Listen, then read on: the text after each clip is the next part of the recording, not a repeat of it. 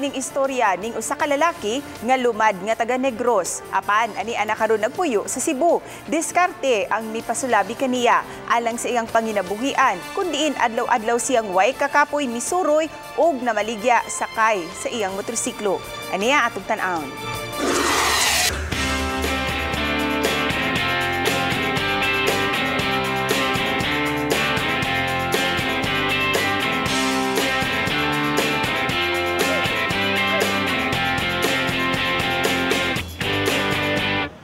Ang pangalan ko kay Bonifacio.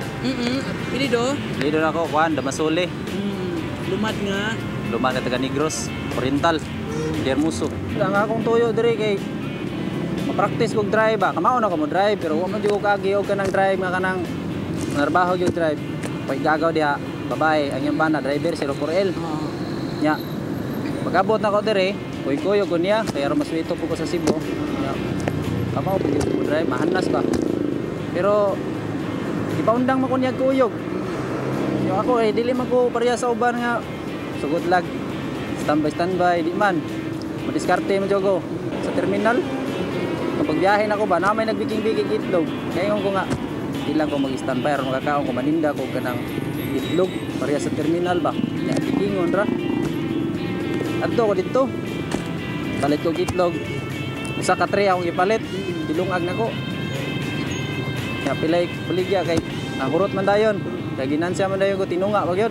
Lako pa ko sa una niya mo kapyot ko anang mga jeep. Akong amigohon mga driver ba. Nawala go. Kapyotar ko guha kay unaog ra ko sa unahan. Ya tingbigi ko gitlog. Motes yung dana niya nagkadagan na akong tinda kay ang mga customer mo naman. Dong magdala pag money dong. Ya ana pa mo ana dala pag chicharon dong. Kasi gayon jud ko jud ka motor jud ko ngutang kog motor. Ikan sa bisikleta na motor. Motor na, utang lang. Karon, hapit na ni impas, mga sa katuig na likuha nga ni. O alas 3 kadlawon, mata na. Okay. Nagmata na ko sa alas 3 kadlawon, maglungag ko gitlog sa pugo, gitlog sa manok. Napagkauman akong pabugnaon. Akong ripakon ni siya. Ya, prepare na ko tanan ng kuan ako. Charon, kanang sauce, ang i-prepare. Hantod di na mag-alasay sa buntag.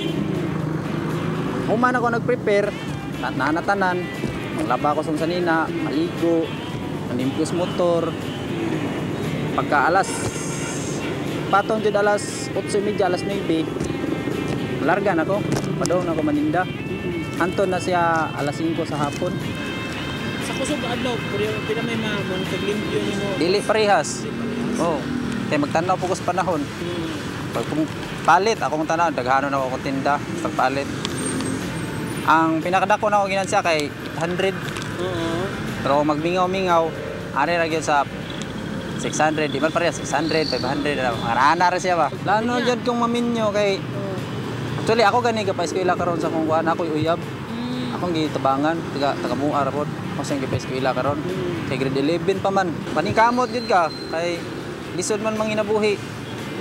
Kung maglingkod-lingkod lang ka diya, di man magsilbi, pero maningkamot ka. Huwag yung pakuanan yung mga nahuna ba, bisag unsang paagi ba, ginagmay nga kuan. Mahimo ra gyud. Kaya kung mag-standby ka, wala gyud. Kanang luoy jud kay ka.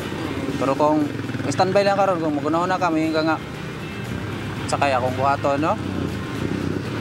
Kay ako sa una, pagka may standby ko gamay, magunahon naman ko kay maikog mo dayon ko, maano ko. Kaong gusto kong nguyuan, kuang maikog ta. Ang style ako, maninda dyan ako mahuna-hunaan. Kaya makakita mo sad ko sa kung mga silingan nga maninda sad.